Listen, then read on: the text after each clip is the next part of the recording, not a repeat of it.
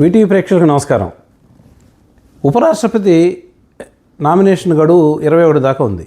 అయితే ఎన్డీఏ అభ్యర్థిని సిపి రాధాకృష్ణన్ గారిని ప్రకటించిన వెంటనే ఒక సమావేశం నిర్వహించి మల్లికార్జున ఖర్గే గారు ఇతర ఇండియా కూటమిలో అందరూ కలిసి ఒక అద్భుతమైన క్యాండిడేట్ అభ్యర్థిని, తెలుగు అభ్యర్థి, మన తెలుగు రాష్ట్రం తెలంగాణ రంగారెడ్డి జిల్లాలో పుట్టి ఇక్కడ ఉస్మానియా యూనివర్సిటీలో చదువుకొని ఇక్కడ న్యాయమూర్తిగా పనిచేసి తర్వాత సుప్రీంకోర్టు వరకు అంచెలుగా ఎదిగి సుప్రీంకోర్టు జడ్జిగా రిటైర్ అయ్యి మళ్ళీ గోవా లోకాయుక్త ఉపలోకాయుక్త చైర్మన్గా పనిచేసి ఆయన ఎంతో నిక్కచ్చైన మనిషి, రూల్ పరంగా వెళ్ళే మనిషి.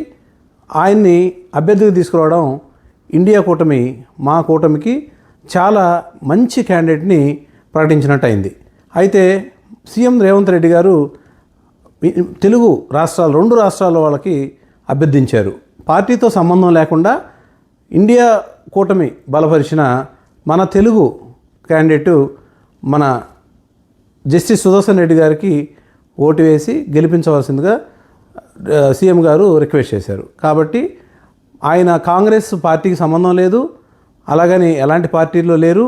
రేపు ఉదయం ఆయన్ని మనం ఉపరాష్ట్రపతిగా గెలిపించుకోగలిగితే అక్కడ మన చట్టసభల్లో మీకు అద్భుతమైన రాజ్యసభలో ఏ బిల్లు ప్రవేశపెట్టినా లేకపోతే ఏదైనా సానుకూలంగా కాకుండా అనుకూలంగా ఒకవైపు బయాస్గా ఎన్డీఏ కూటమికి లేకుండా ఇటు ఎవరి వైపు లేకుండా ఒక అద్భుతంగా ఆయన కాలాన్ని 5 సంవత్సరాలు చేయగలరని ఆశిస్తూ ఈ అభ్యర్థిని అందరూ తెలుగు రాష్ట్రాల వాళ్ళు బలపరచమని ఇప్పటికే అందరూ విజ్ఞప్తి చేస్తున్నారు.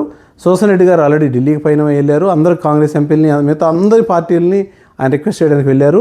కాబట్టి మీరందరూ ఈ కామెంట్ రూపంలో ఈ జస్టిస్ సుదర్శన్ రెడ్డి గారు మన తెలుగు బిడ్డ ఎంతవరకు ఈ విజయ అవకాశాలు ఉన్నాయి ఏంటనేది కామెంట్ రూపంలో చెప్పండి. నమస్కారం. ఈ మంచి వీడియోల కోసం వీటీవీని సబ్స్క్రైబ్ చేయండి, మరియు వీటీవీని లైక్ చేయండి, షేర్ చేయండి. చాలామంది సబ్స్క్రైబ్ చేయకుండా ఈ వీడియోలు చూస్తున్నారు. వాళ్ళందరికీ విజ్ఞప్తి, మీరు ఒకసారి సబ్స్క్రైబ్ చేయండి, లైక్ చేయండి, షేర్ చేయండి. ఇలాంటి మంచి వీడియోలు చేయడం కోసం మంచి అవకాశం ఇవ్వండి. ధన్యవాదాలు.